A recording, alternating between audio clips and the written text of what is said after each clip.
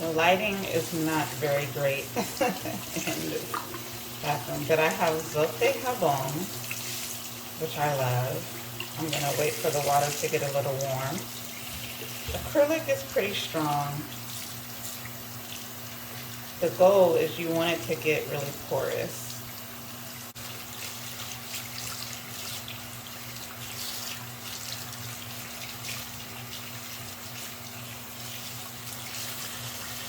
But for the most part, I am just cleaning it, because also when we're making projects,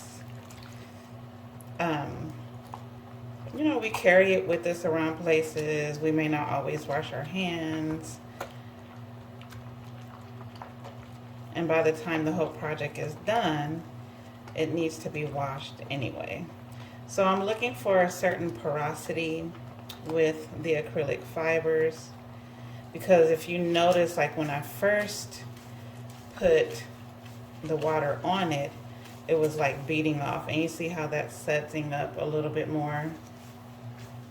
I'm using hot water because also that hot water really helps to loosen and soften up the acrylic.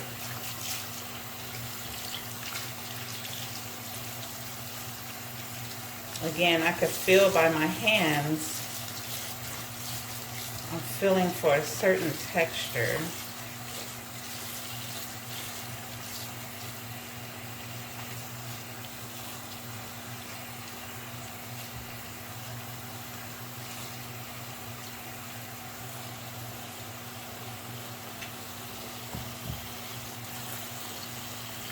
Yeah, that feels good. Okay, this feels really nice now. Nice and porous.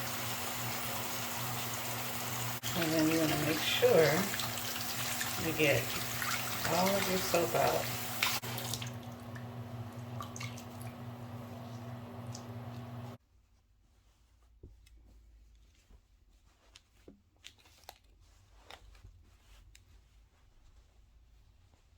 So I wrap it up in a towel.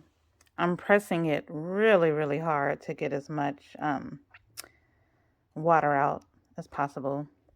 The little half towel is going to soak it up. And now normally the best thing to do is to, whatever project it is with acrylic, throw it in the dryer on medium high or high. That heat is going to really, really soften your acrylic. It's going to make a huge difference. But with my dryer, it's not going to dry this because of some new school sensor thing. And it's not going to even think that anything is in the dryer. So what I am going to do is go ahead and I'll sit it out in the sun, and it should be dry in no time, and then I'll show you how I steam it. But you can see already how it's not as stiff. And then once I steam it, then you'll also see the difference in what the steam does. So in this case, if you have a swatch where you can just lay it flat to dry and you don't need any pins for the corners, then that's totally fine. You can see how this like totally relaxed and flattened out. That's what you want. Also, sometimes with making like granny squares and things like that, there are blocking boards which you can put your T-pins on, where a pattern may require that you block your granny squares individually and you have to put pins at each point. Or if there's like some kind of octagon or hexagon or something with stars, and you have stars and you need to make the stars pointy, then you can use your blocking board for that. But in a lot of cases, and especially in this case, this is just a swatch. And as you can see, you can literally just lay it flat to dry. And as I was running it under the water with the zote jabon, you can see how I was like sort of manipulating it by, you know, like pulling it this way, and just squaring it out so that you can have a nice rectangle shape. And then from here,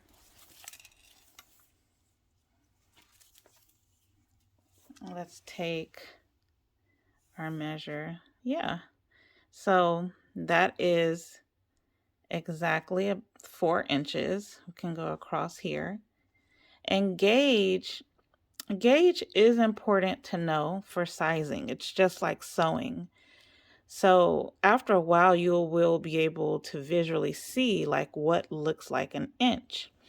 If you're not sure, I mean, you have your measuring tape, but also one thing that I was taught is that these lines on our fingers, you see how that's an inch? From this line to this line is an inch. So if I were to place this over, I know from this line to this line is an inch on my finger. So we have all kind of measuring tools. So this is your 4-inch swatch going across. Over the top is a little bit under 4. That's 2.5.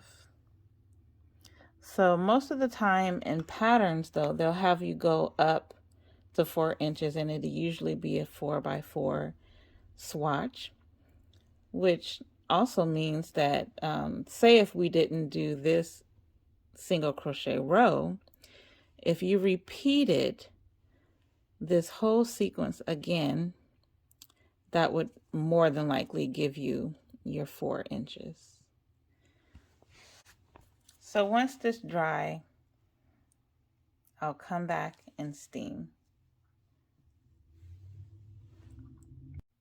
So I just brought the swatch in from outside. It is 100% dry.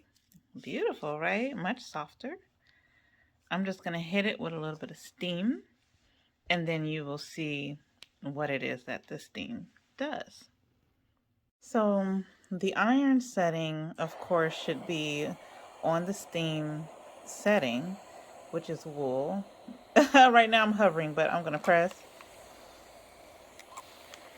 I press when I want to, and I hit the button.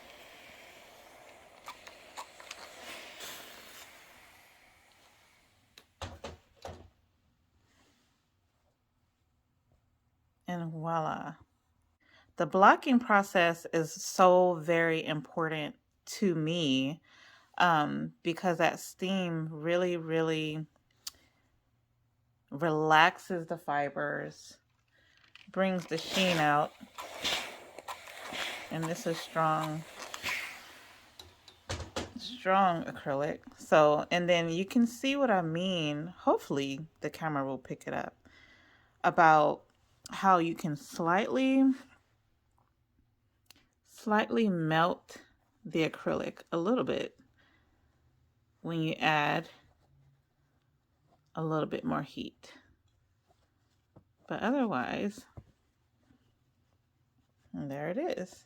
You get a bounciness in your blocking.